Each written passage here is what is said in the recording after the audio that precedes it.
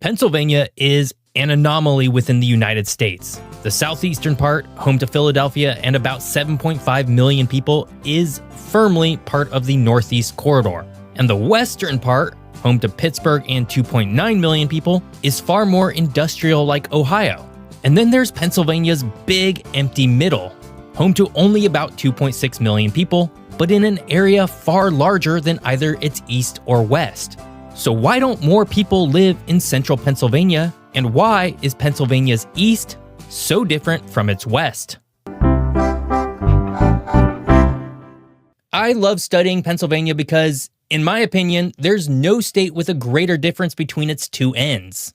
People often think that Northern California is very different from Southern California, but truly and historically, Eastern Pennsylvania might as well be a different state than Western Pennsylvania, at least in some respects.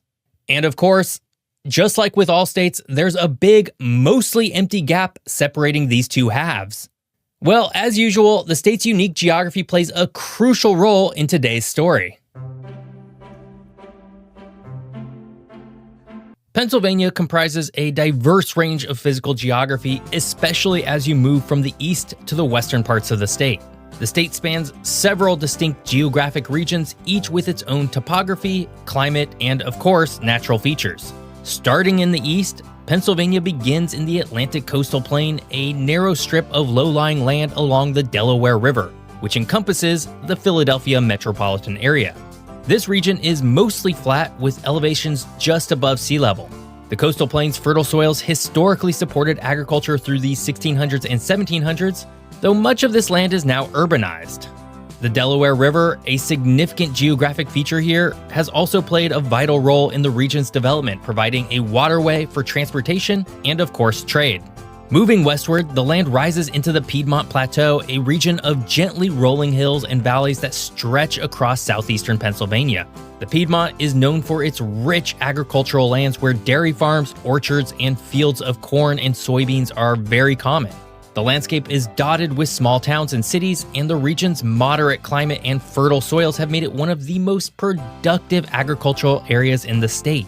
The Piedmont Plateau's rolling terrain is highlighted by a surprisingly complex geology, which adds to the region's scenic beauty. Eventually, the terrain shifts dramatically as you enter the Ridge and Valley region, part of the larger Appalachian Mountain Range. This region is characterized by long, parallel ridges and valleys that run in a southwest to northeast direction, something that is well highlighted on almost any map of the state. These ridges create a landscape of alternating highlands and lowlands with elevations varying significantly within short distances. The Appalachian Trail, a very famous hiking path, follows the ridgeline through this region. The Ridge and Valley region is also known for its karst topography, where underground limestone dissolution has created caves, sinkholes, and springs. As you continue moving further west, the landscape rises again into the Appalachian Plateau, which occupies much of central and northern Pennsylvania. The region is home to the heavily forested Allegheny National Forest, with large expanses of hardwood forests, state parks, and gamelands. The Allegheny Front, a prominent escarpment marking the eastern edge of the plateau, provides dramatic views of the valley below, and the plateau's geology is rich in natural resources, including coal, oil, and natural gas, all of which have played significant roles in Pennsylvania's industrial history. The plateau is also home to the famous Pocono Mountains, which has long served as one of Pennsylvania's most prominent vacation hotspots. As you reach the western edge of Pennsylvania, the terrain transitions into the flatter lands of the Ohio River Basin, where Pittsburgh is located at the confluence of the Allegheny and Monongahela rivers, which combine to form the Ohio River. This region, known as the Pittsburgh Low Plateau, features rolling hills and broad river valleys. The rivers have been crucial to the region's development, supporting both transportation and industry. Pittsburgh's location at this natural crossroads made it a key industrial center during the steel boom of the 1800s and early 1900s. Finally, in the far northwest corner of the state, Pennsylvania touches the shores of Lake Erie. The Erie Plain is a relatively flat, low-lying region that benefits from the moderating effects of the lake, which creates a unique microclimate ideal for growing grapes and other fruit. Erie, the region's largest city, serves as Pennsylvania's primary access point to the Great Lakes, linking the state to the broader Midwest.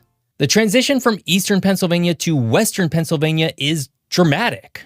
And it's this exact physical geography that has played a big role in why Pennsylvania has developed the way it has, with two distinct areas in the far east and west, and mostly open lands in the middle.